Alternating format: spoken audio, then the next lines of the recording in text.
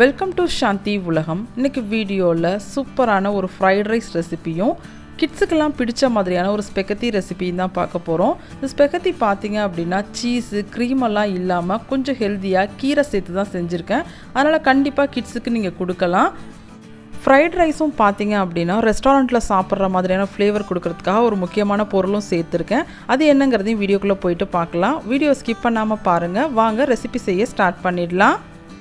First ரெசிபியாக fried rice எப்படி செய்யலாங்கிறத பார்க்கலாம். அதுக்கு அடுப்பில் ஒரு பேன் வச்சுட்டு 2 டேபிள் ஸ்பூன் அளவுக்கு எண்ணெய் சூடு பண்ணிக்கோங்க. எண்ணெய் சூடான பிறகு பொடியாக கட் பண்ணி வச்சுருக்கேன் பூண்டும் ஸ்ப்ரிங் ஆனியனோட ஒயிட் பார்ட்டெல்லாம் இருக்கும்ல அதெல்லாம் பொடியாக கட் பண்ணி வச்சுருக்கேன். அது கூடவே ஒரு துண்டு அளவுக்கு இஞ்சி பொடியாக கட் பண்ணி வச்சுருக்கேன். அதையும் இது கூட சேர்த்துக்கலாம். ரெசிபிக்கு சேர்க்குற பூண்டு பார்த்திங்கன்னா எந்த அளவுக்கு பொடியாக கட் பண்ண முடியுமோ அந்த அளவுக்கு பொடியாக கட் பண்ணிக்கோங்க. இந்த பூண்டு எந்த அளவுக்கு எண்ணெயில் வறுபட்டு வருதோ அதோட இப்போ தான் ஒரு டேஸ்ட்டு ஃப்ளேவர் எல்லாமே ரெஸ்டாரண்ட்டு கிடைக்கிற மாதிரியே இருக்கும். அதே மாதிரி முக்கியமாக ஸ்ப்ரிங் ஆனியன் கண்டிப்பாக சேர்த்துக்கணும்.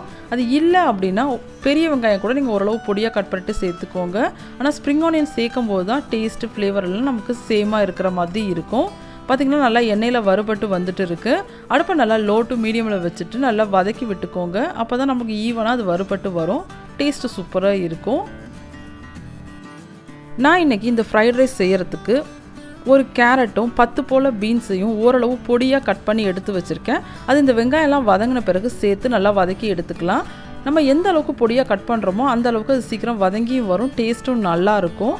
நம்ம பெருசாக கட் பண்ணிட்டோம் அப்படின்னா நமக்கு வேக வைக்கலாம் போகிறதில்ல. இந்த எண்ணெயில் தானே வதக்கி எடுக்க போகிறோம். அதுக்காக நல்லா பொடியாக கட் பண்ணி எடுத்துக்கோங்க. வெங்காயம் பூண்டு நல்லா வதங்கி வந்துருச்சு. இந்த டைமில் நம்ம கட் பண்ணி வச்சுருக்க கேரட் பீன்ஸ் எல்லாம் சேர்த்துக்கலாம். கேரட் பீன்ஸ் எல்லாம் சேர்த்து நல்லா வதக்கி எடுத்த பிறகு நான் இது கூட முக்கியமான இன்னொரு பொருளும் சேர்த்துக்க போகிறேன். ஒரு 100 கிராம் அளவுக்கு மஷ்ரூமை நல்லா தின்னாக ஸ்லைஸ் பண்ணிவிட்டு தனியாக வானலில் நல்லா வறுத்து எடுத்துருக்கேன். கொஞ்சம் போல் உப்பும் பெப்பரும் சேர்த்து எல்லா வெஜிடபிள்ஸ் கூடயும் மஷ்ரூமை சேர்த்து கண்டிப்பாக வதக்கக்கூடாது. ஏன்னா அதில் நிறையா தண்ணி விட ஆரம்பிக்கும்ல. அது மற்ற வெஜிடபிள்ஸையும் ஓவராக குக் பண்ணி எடுத்துரும். அது டேஸ்ட்டு நல்லா இருக்காது. அதனால் மஷ்ரூம் சேர்க்கும்போது கண்டிப்பாக மஷ்ரூமை தனியாக வதக்கி எடுத்துகிட்டு அதுக்கப்புறமா இதில் சேர்த்துக்கோங்க. அப்போ தான் டேஸ்ட் நல்லாயிருக்கும். பார்த்திங்கன்னா தெரியும் மற்ற வெஜிடபிள்ஸ் எல்லாம் நல்லா வதங்கி வந்துருச்சு. இந்த டைமில் கொஞ்சமாக கேப்சிகம் சேர்த்துக்கலாம். என்கிட்ட க்ரீன் கலர் இருக்குது. அதை நான் ஒரு அரை கேப்சிகம் அளவுக்கு சேர்த்துருக்கேன். உங்கள்கிட்ட வேறு கலர் இருந்தாலும் நல்லா சேர்த்துக்கோங்க. அது டேஸ்ட்டு ஃப்ளேவர்லாம் சூப்பராக இருக்கும். கேப்சிகம் இந்த டைமில் தான் சேர்க்கணும். ஃபஸ்ட்டே சேர்க்காதீங்க. அது சீக்கிரம் வதங்கி வந்துடும். இப்போ வெஜிடபிள்ஸ்லாம் சேர்த்தாச்சு. அதுவும் வதங்கி வந்துருச்சு. நெக்ஸ்ட் நான் மஷ்ரூம் வறுத்து வச்சுருக்கேன்னு சொன்னேன்னா அதை இப்போ சேர்த்துக்கலாம். நான் ஒரு 100 கிராம் அளவுக்கு தான் எடுத்திருக்கேன். அதிகம்லாம் எடுத்துக்கலாம். ஏன்னா எல்லா வெஜிடபிள்ஸும் ஒரு ஈக்குவல் அளவு எடுக்கணும் அப்படிங்கிறதுக்காக நான் எடுத்திருக்கேன். உங்கள்கிட்ட மஷ்ரூம் மட்டும் நீங்கள் சேர்க்கணுன்னா கூட சேர்த்துக்கோங்க. அதுவும் டேஸ்ட் நல்லாயிருக்கும். இந்த காய்க்கெல்லாம் தேவையான அளவுக்கு உப்பு சேர்த்துக்கோங்க. சாதம் வேக வைக்கும்போது கண்டிப்பாக உப்பு சேர்த்துருப்போம்ல, அதனால நம்ம கொஞ்சமாக உப்பு சேர்த்துக்கலாம். ஃபைனலாக கூட உப்பு தேவைன்னா போட்டுக்கலாம். உப்பெல்லாம் சேர்த்த பிறகு 1 டீஸ்பூன் போல் சோயா சாஸ் சேர்த்துக்கலாம். சோயா சாஸ் சேர்த்துட்டு இந்த வெஜிடபிள்ஸோடு சேர்த்து ஹை ஃப்ளேமில் வச்சு ஒரு முறை மிக்ஸ் பண்ணி எடுத்துக்கோங்க. அதுக்கப்புறமா ஒரு சீக்ரெட் பொருள் சேர்க்க போகிறோன்னு சொன்னோன்னா அதை சேர்த்துக்கலாம். அது ஒன்றும் இல்லை, 1 டீஸ்பூன் போல் கார்லிக் பவுடரும் 1 டீஸ்பூன் போல் ஆனியன் பவுடரும் தான் சேர்த்துக்க போகிறேன். நார்மலாக ஃப்ரைட் ரைஸ் மசாலான்னு தனியாக வச்சுருப்பாங்க. நம்ம அதுக்கு பதிலாக இந்த பவுடர் சேர்த்துட்டோம் அப்படின்னா அந்த ஃப்ளேவர் டேஸ்ட்டெல்லாம் கொஞ்சம் ஈக்குவலாக வர மாதிரி இருந்தது. கண்டிப்பாக சேர்த்துக்கோங்க இருக்குது அப்படின்னா. இந்த பவுடர்லாம் சேர்த்துட்டு கொஞ்சம் ஃப்ளேவர் டேஸ்ட்டெல்லாம் கொடுக்கறதுக்கு 1 டீஸ்பூன் போல் ஃப்ரெஷ்ஷாக க்ரஷ் பண்ண பெப்பர் சேர்த்துக்கோங்க. அது கண்டிப்பாக ஃப்ளேவர் டேஸ்ட்டெல்லாம் சூப்பராக எடுத்து கொடுக்கும். கண்டிப்பாக சேர்த்துக்கோங்க. உங்கள்கிட்ட ஒயிட் பெப்பர் இருக்குது அப்படின்னா கண்டிப்பாக அதை சேர்த்துக்கோங்க. என்கிட்ட பிளாக் பெப்பர் தான் இருக்குது. அதனால க்ரஷ் பண்ணி சேர்த்துக்க போகிறேன்.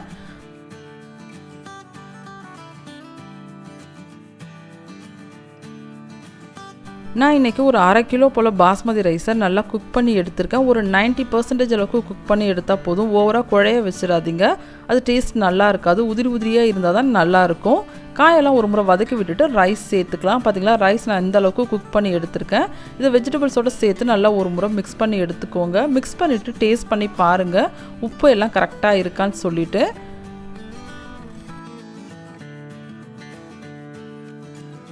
இந்த காய்கறியோடு சேர்த்து நல்லா மிக்ஸ் பண்ணி எடுத்துகிட்டு ஃபைனலாக ஸ்ப்ரிங் ஆனியனோட க்ரீன் பார்ட்டி இருக்குல்ல அதை நல்லா பொடியாக கட் பண்ணிவிட்டு சேர்த்துக்கலாம். அது கூடவே உங்கள்கிட்ட இருக்குது அப்படின்னா வினிகர் கண்டிப்பாக 1 டீஸ்பூன் அளவுக்கு சேர்த்துக்கோங்க. 1/2 கிலோ ரைஸ்க்கு 1 டீஸ்பூன் போல் வினிகர் கரெக்டாக இருக்கும். அப்படி இல்லை அப்படின்னா அரை எலுமிச்சம்பழம் கூட பிழிஞ்சு சேர்த்துக்கோங்க. அது டேஸ்ட்டெல்லாம் நல்லா என்ஹான்ஸ் பண்ணி கொடுக்கும். நான் ஸ்ப்ரிங் ஆனியனோட க்ரீன் பார்ட் சேர்த்துட்டு நல்லா ஒரு முறை மிக்ஸ் பண்ணி எடுத்துக்கோங்க. இதை சூடாக சர்வ் பண்ணுங்கள். இது கூட ப்ளைனாக கூட சர்வ் பண்ணலாம். நம்ம அதில் பெப்பர்லாம் சேர்த்துருக்கோம்ல, அதுவே டேஸ்ட் நல்லா தான் இருக்கும். இது கூட சர்வ் பண்ணுறதுக்கு ஒரு கறியும் நான் இன்றைக்கி ரெடி பண்ணியிருக்கேன். அது என்னங்கிறதையும் பார்க்கலாம். இந்த ஃப்ரைட் ரைஸ் கூட நீங்கள் வெஜிடேரியனாக இருந்தீங்க அப்படின்னா பன்னீர்லாம் வச்சு செய்கிற கிரேவி வந்து சூப்பர் காம்போவாக இருக்கும். நம்ம சேனல்லையும் பன்னீர் வச்சு நிறைய ரெசிபி நான் போஸ்ட் பண்ணியிருப்பேன். அதோட லிங்க்கும் டிஸ்கிரிப்ஷன் பாக்ஸில் கொடுக்குறேன். கண்டிப்பாக செக் பண்ணி பாருங்கள். செக் பண்ணி பார்த்துட்டு ட்ரை பண்ணியும் பாருங்கள். நான் இன்றைக்கி உருளைக்கிழங்கும் பசலைக்கீரையும் வச்சு ஒரு சைட் டிஷ் ரெசிபி ரெடி பண்ணியிருக்கேன். அது என்னங்கிறதையும் நெக்ஸ்ட்டு பார்க்கலாம். இந்த சைட் டிஷ் ரெசிபி பார்த்திங்கன்னா உருளைக்கிழங்கும் பசலைக்கீரையும் வச்சு சிம்பிளாக ரெடி பண்ணியிருக்கோம். அது ரெடி பண்ணுறதுக்கு அடுப்பில் ஒரு பேன் வச்சுட்டு 1.5 டீஸ்பூன் அளவுக்கு எண்ணெய் சூடு பண்ணிக்கோங்க. எண்ணெய் சூடான பிறகு கொஞ்சமாக சின்ன ஜீரகம் சேர்த்துக்கலாம். ஜீரகம் நல்லா பொரிஞ்சு வந்த பிறகு நம்ம வெங்காயம் சேர்த்துக்கலாம். நான் இன்றைக்கி ஒரு பெரிய சைஸ் வெங்காயத்தை ஓரளவு பொடியாக கட் பண்ணி வச்சுருக்கேன். அதை சேர்த்துக்க போகிறேன். இந்த எண்ணெய்க்கு பதிலாக நீங்கள் 1 டேபிள் ஸ்பூன் அளவுக்கு பட்டர் கூட சேர்த்துக்கலாம். நான் ஃபைனலாக பட்டர் சேர்த்துக்கலான்னு சொல்லிட்டு ஃபஸ்ட்டு எண்ணெய் மட்டும் சேர்த்துருக்கேன். உங்களுக்கு வேணும் அப்படின்னா நீங்கள் ஃபஸ்ட்டே கூட பட்டர் சேர்த்துக்கோங்க. அது டேஸ்ட்டு ஃப்ளேவர்லாம் சூப்பராக இருக்கும். வெங்காயம் சேர்த்துட்டு கொஞ்சமாக உப்பு சேர்த்து நல்லா வதக்கி எடுத்துக்கோங்க. வெங்காயம் வதங்கி வந்த பிறகு நம்ம இஞ்சி பூண்டு பேஸ்ட்டு சேர்த்துக்கலாம்.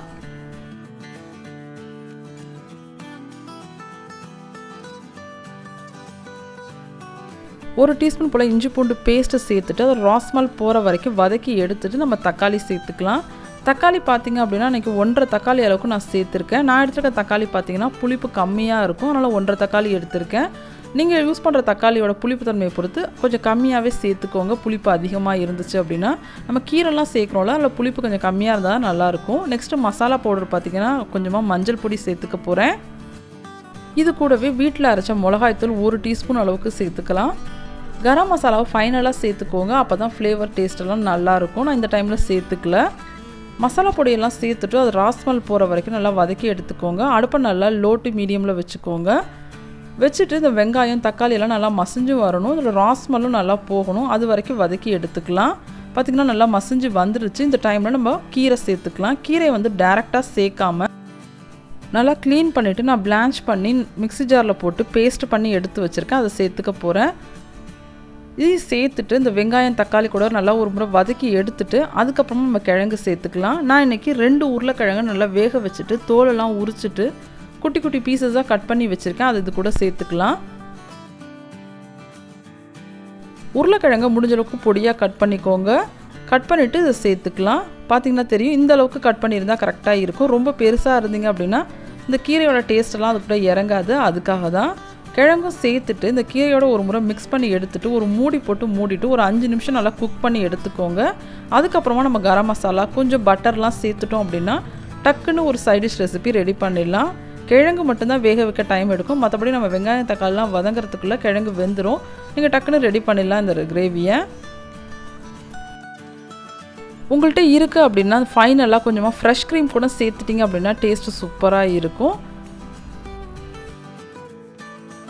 இந்த கிரேவி பார்த்திங்கன்னா சப்பாத்தி பரோட்டா நான் கூட சூப்பராக இருக்கும். சிம்பிளாக செஞ்சு முடிச்சிடலாம். ரொம்ப அதிகம் பொருளெல்லாம் தேவைப்படாது. கண்டிப்பாக ட்ரை பண்ணுங்கள்.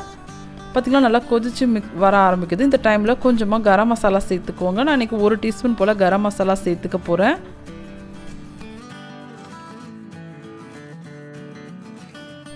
கரம் மசாலாலாம் சேர்த்துட்டு ஒரு முறை மிக்ஸ் பண்ணி விட்டுட்டு உப்பு காரம் எல்லாம் செக் பண்ணிக்கோங்க. உப்பு கம்மியாக இருந்தால் சேர்த்துக்கோங்க. காரம் கம்மியாக இருக்குது அப்படின்னா கொஞ்சமாக பெப்பர் சேர்த்துட்டிங்க அப்படின்னா டேஸ்ட்டெல்லாம் நல்லா என்ஹான்ஸ் பண்ணி கொடுக்கும். கொஞ்சம் வித்தியாசமான டேஸ்ட்டாகவும் இருக்கும்.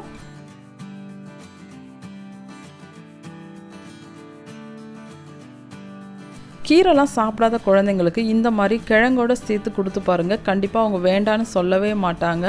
ஃப்ரைட் ரைஸ் கூட இந்த மாதிரி சேர்த்து சாப்பிடும்போது டேஸ்ட்டெல்லாம் கொஞ்சம் வித்தியாசமாக இருக்கும். கண்டிப்பாக ட்ரை பண்ணுங்கள். அடுப்பை ஆஃப் பண்ணிவிட்டு ஒரு சின்ன துண்டு அளவுக்கு பட்டர் சேர்த்துக்கோங்க. சேர்த்துட்டு சூடாக சர்வ் பண்ணுங்கள். கண்டிப்பாக ட்ரை பண்ணிவிட்டு உங்களோட ஃபீட்பேக் கமெண்ட் பாக்ஸில் கொடுங்க. நெக்ஸ்ட்டு ரெசிபி என்னங்கிறத பார்க்கலாம். நெக்ஸ்ட்டு ரெசிபி பார்த்திங்கன்னா கிட்ஸுக்கு பிடிச்ச மாதிரியான ஸ்பெகத்தி ரெசிபி தான் பார்க்க போகிறோம்.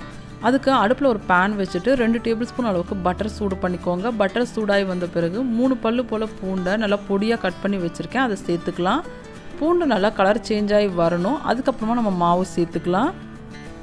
உங்களுக்கு எப்பயாச்சும் லேசியாக இருக்குது ஆனால் இன்ட்ரெஸ்டிங்காக ரெசிபி செய்யணும்னு நினைக்கும் போது கண்டிப்பாக இதை ட்ரை பண்ணுங்கள். கிட்ஸும் விரும்பி சாப்பிடுவாங்க. இதில் வெங்காயம் தக்காளி எதுவும் சேர்க்க போகிறதில்ல. டக்குன்னு செஞ்சு முடிச்சிடலாம் உங்களுக்கு இன்ட்ரெஸ்டிங்காக செய்யணும்னு நினைக்கும் போது. பார்த்திங்களா பூண்டு நல்லா கலர் சேஞ்ச் ஆகி வருது. அது நல்ல ஒரு ஃப்ளேவரும் வரும் இந்த பட்டரோடு சேர்ந்து வதங்கும் போது. இது வதங்கி வந்த பிறகு நம்ம மாவு சேர்த்துக்கலாம். நான் இன்றைக்கி ஒரு 200 கிராம் அளவுக்கு ஸ்பெகத்தி வேக வச்சு எடுத்து வச்சுருக்கேன். அதுக்கு 2 டேபிள் ஸ்பூன் அளவுக்கு மைதா மாவு கரெக்டாக இருக்கும். ரொம்ப அதிகம் சேர்த்துட வேண்டாம்.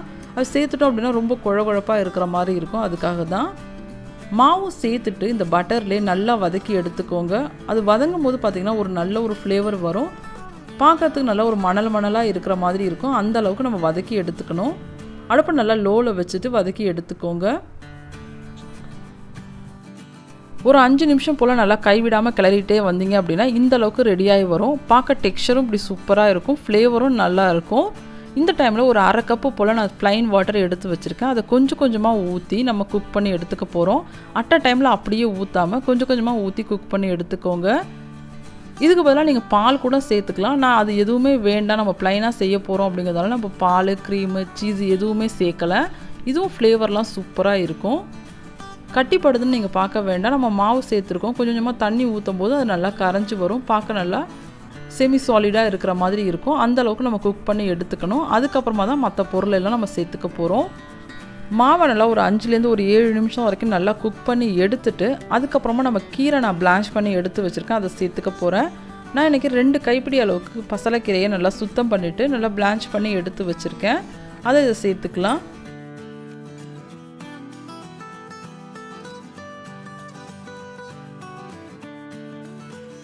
மாவு பார்த்திங்கன்னா தெரியும் நல்லா ஒரு செமி சாலிடாக குக் ஆகி வந்துருச்சு. இந்த டைமில் நம்ம காரத்துக்கு ஏற்ற மாதிரி சில்லி ஃப்ளேக்ஸ் சேர்த்துக்கலாம். சில்லி ஃப்ளேக்ஸ் சேர்த்துட்டு இந்த மாவுக்கு போதுமான அளவுக்கு மட்டும் உப்பு சேர்த்துக்கோங்க. நான் கீரை வேக வைக்கும்போது ஆல்ரெடி உப்பு சேர்த்துருக்கேன். அது ஸ்பெகத்திக்கு தனியாக உப்பு சேர்த்துருக்கேன். அதனால் கொஞ்சமாக உப்பு சேர்த்துக்கலாம். உப்பு சேர்த்துட்டு நல்லா மிக்ஸ் பண்ணி எடுத்துக்கோங்க. அதுக்கப்புறமா கொஞ்சமாக மிக்ஸ்டு ஹர்ப் சேர்த்துக்க போகிறேன். உங்கள்கிட்ட ஃப்ரெஷ்ஷாக ஹர்ப் வச்சுருந்தீங்க அப்படின்னா அதை கூட சேர்த்துக்கோங்க. அந்த பார்சில் லீவ்ஸ்லாம் சொல்லுவாங்கள்ல, அதெல்லாம் இருந்தால் கூட சேர்த்துக்கோங்க. அந்த பேசில் லீவ்ஸ் சொல்லுவாங்கள்ல, அதெல்லாம் இருக்குன்னா சேர்த்துக்கோங்க. எங்கிட்ட இல்லை அப்படிங்கிறதுனால மிக்ஸ்டு ஹர்ப் ட்ரையாக வச்சுருக்கேன், அதை சேர்த்துக்க போகிறேன். சேர்த்துட்டு நல்லா ஒரு முறை மிக்ஸ் பண்ணி எடுத்துட்டு அதுக்கப்புறமா நம்ம கீரை சேர்த்துக்கலாம். கீரை பார்த்திங்கன்னா நல்லா எவ்வளோ க்ரீனிஷாக இருக்குது அப்படின்னு சொல்லிவிட்டு அதை பிளான்ச் பண்ணும்போது கொஞ்சம் கவனமாக செஞ்சிங்க அப்படின்னா இந்த கலரை நல்லா ரிட்டைன் பண்ண முடியும். கீரையும் சேர்த்துட்டு ஒரு முறை நல்லா மிக்ஸ் பண்ணி எடுத்துட்டு நம்ம ஸ்பெகத்தியை சேர்த்துக்கலாம். நான் இன்றைக்கி ஸ்பெகத்தியை பார்த்திங்க அப்படின்னா நல்லா உதிரி உதிரியாக வேக வச்சு எடுத்திருக்கேன். நீங்கள் வாங்குகிற பேக்கெட்லேயே அதில் இன்ஸ்ட்ரக்ஷன் போட்டிருப்பாங்க, அதுபடி நீங்கள் வேக வச்சு எடுத்துக்கோங்க. அப்போ தான் நல்லா உதிரி உதிரியாக வரும். கீரை சேர்த்துட்டு ஒரு 2 மினிட்ஸ் நல்லா மிக்ஸ் பண்ணி எடுத்துக்கோங்க. அதுக்கப்புறமா நம்ம ஸ்பெகத்தி சேர்த்துக்கலாம். இந்த டைமில் உப்பு காரம் எல்லாம் செக் பண்ணி எடுத்துக்கோங்க.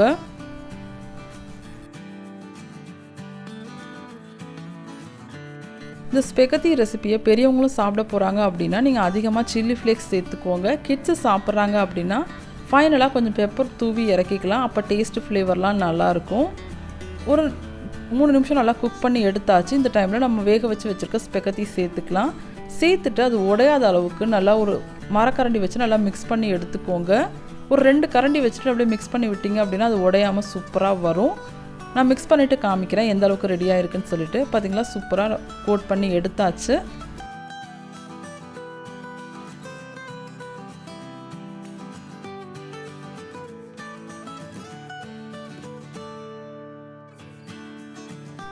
நல்லா மிக்ஸ் பண்ணி எடுத்துட்டு கொஞ்சமாக பெப்பர் தூவிக்கலாம். பெப்பர் கண்டிப்பாக சேர்த்துக்கோங்க, அப்போ தான் டேஸ்ட்டு நல்லாயிருக்கும். ஸ்பெகத்தி சேர்த்துட்டு ரொம்ப நேரம் குக் பண்ணணும் அப்படி அவசியம் இல்லை. 1 நிமிஷம் போல் நல்லா மிக்ஸ் பண்ணி எடுத்தால் போதும். ஒரு ஹை ஃப்ளேமில் வச்சுட்டு அதுலேயே நல்லா அது கோட்டாகி வந்துடும். அது ஃப்ளேவரும் நல்லா இறங்கி வந்துடும். ஃபைனலாக கொஞ்சமாக பட்டரும் சேர்த்துட்டு சர்வ் பண்ணுங்கள். டேஸ்ட்டெல்லாம் சூப்பராக இருக்கும். பார்த்திங்களா க்ரீமு, பால், சீஸு எதுவுமே இல்லாமல் சிம்பிளாக ஒரு ஸ்பெகத்தி கிட்ஸுக்கு பிடிச்ச மாதிரி ரெடி பண்ணிட்டோம். நீங்களும் இந்த மாதிரி ட்ரை பண்ணுங்கள். ட்ரை பண்ணிவிட்டு உங்களோட ஃபீட்பேக் கமெண்ட் பாக்ஸில் கொடுங்க. இந்த வீடியோட கண்டினியூவேஷனாக சின்னதாக ஒரு ஹார்வெஸ்ட் வீடியோவை நான் ஆட் பண்ணியிருக்கேன். அதையும் பார்த்துட்டு அதை பற்றிய ஃபீட்பேக்கும் கமெண்ட் பாக்ஸில் கொடுங்க. நான் ஆல்ரெடி என்னோடய பால்கனியில் என்னென்ன செடி இருக்குதுன்னு காமிச்சிருப்பேன். அதில் ஒரு ஸ்ப்ரிங் ஆனியன் வளர்ந்துருந்துச்சு, அதை தான் இன்றைக்கி நான் ஹார்வெஸ்ட் பண்ணியிருக்கேன். பாருங்கள் சூப்பராக வளர்ந்து வந்திருக்கு.